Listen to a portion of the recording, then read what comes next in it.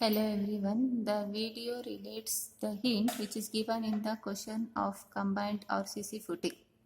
See, the question might be given as two RC columns of 300 by 300 mm and 500 by 500 mm in size, carrying axial loads of 600 kN and 850 kN respectively. These columns are spaced at 3.5 meters center to center and SBC is 150 kilonewton per meter square, and the property line is 0.8 meter from the center of the first column. See, it may ask you the question in this form, or else the second type of the question is design a reinforced concrete combined rectangular slab footing for two columns located at 4.5 meter apart. The overall sizes of the columns are 400 by 400 mm and 600 by 600 mm, and they are transferring 600 kilonewton and 1000 kilonewton respectively. The center of the lighter column is 0.4 meter from the property line, whereas the SBC is 150 and M20 is the grade of concrete and FE415 is the grade of steel. Now what do we have to do if the property line is mentioned in the question? First you have to look the property line is given with respect to which column, whether it is given with respect to the left column or right column. In these two questions, it is in the first question it is said that the property line is locating at a distance of 0.8 meter from the center of the first column, and in the second question it is said that the center of the lighter column is 0.4 meter from the property line. For both the questions, the property line is locating at some distance with respect to the first column only, because here it is clearly mentioned the distance from the first column center, and for the second one the size of the first column is 400 by 400, whereas the second column is 600 by 600. Now by looking through these two sizes, we can say that first column is lighter than the second.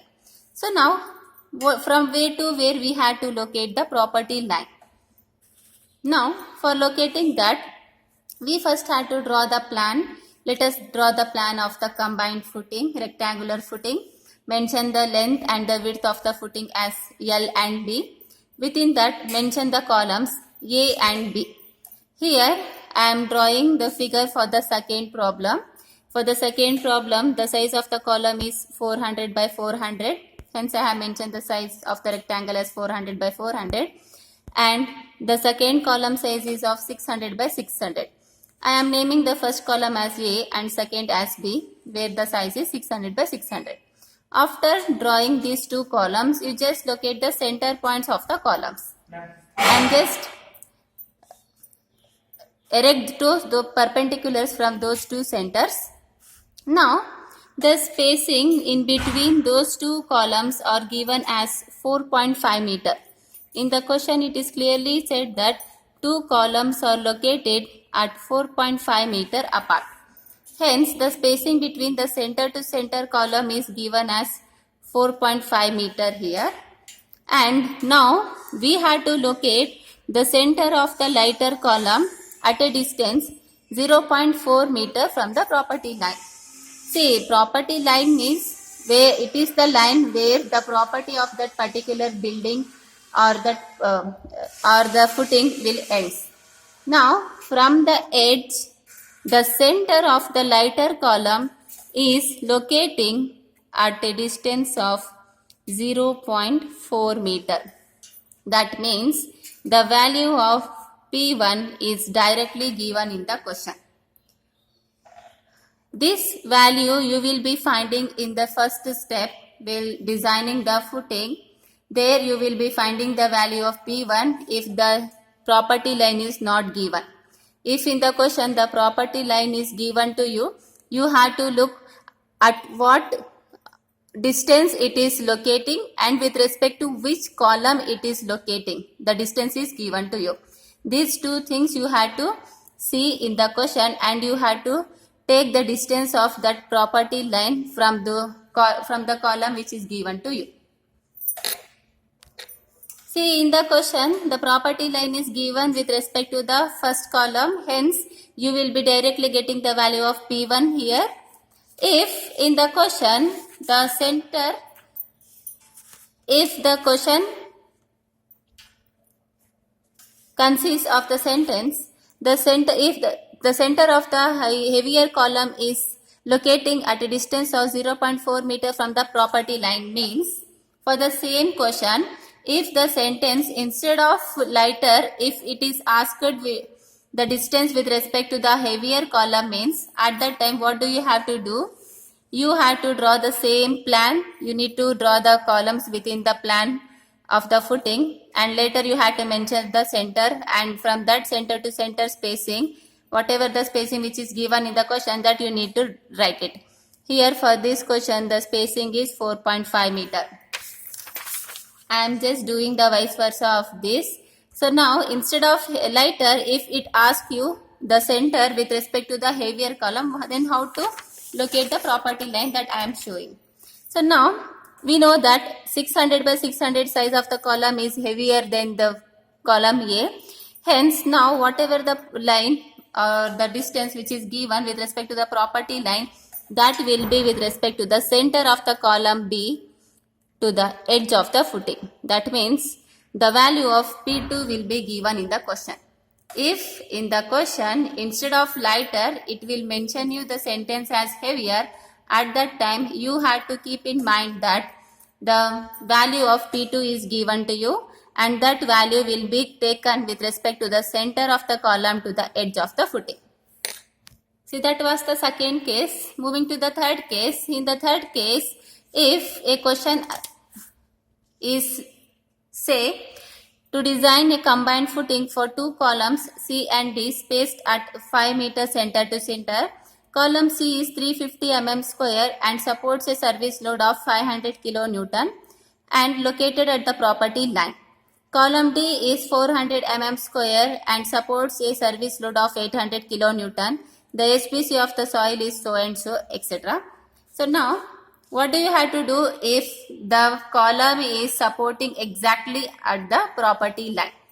At that time you have to look which column is supporting exactly at the, or it is locating exactly at the property line. Whether the left column it is locating at the property line, or whether the right column is locating. Here in the question it is clearly said that the column C is locating on the property line.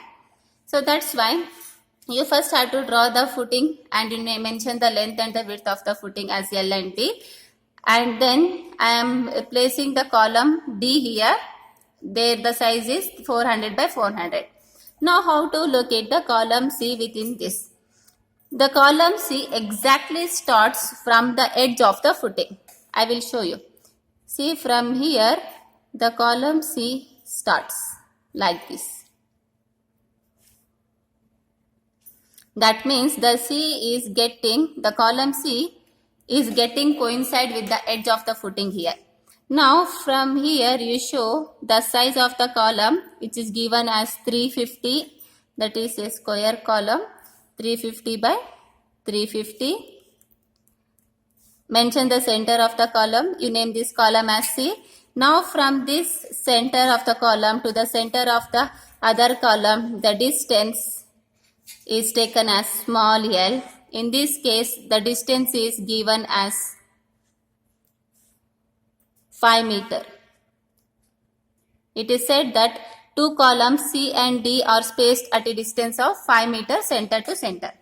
Now, the value of P1 will be exactly from the edge of the footing to the center of the C.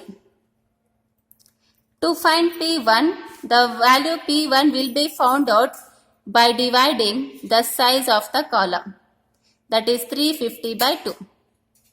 This gives you the value of P1, which is 175 mm.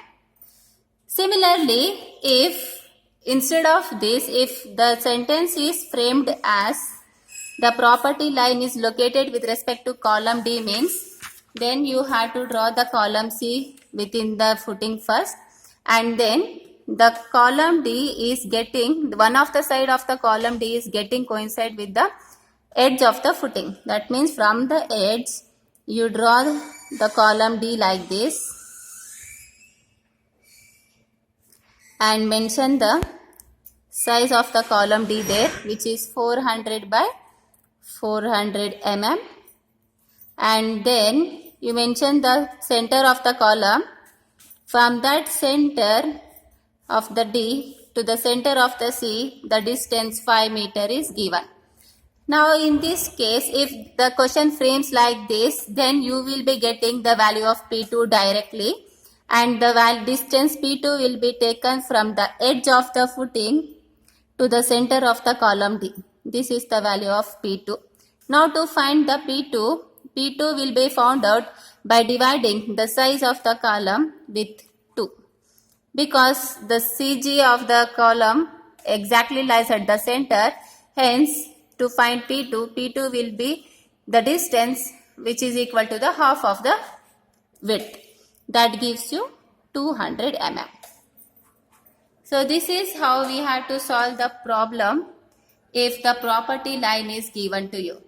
The rest of the steps what you have followed for the previous cases, that remains same. There is no changes in solving the design of the footing. There is only thing is the values of P1 or P2 will be given in the question if in the question the sentence property line is mentioned. That's all. Thank you.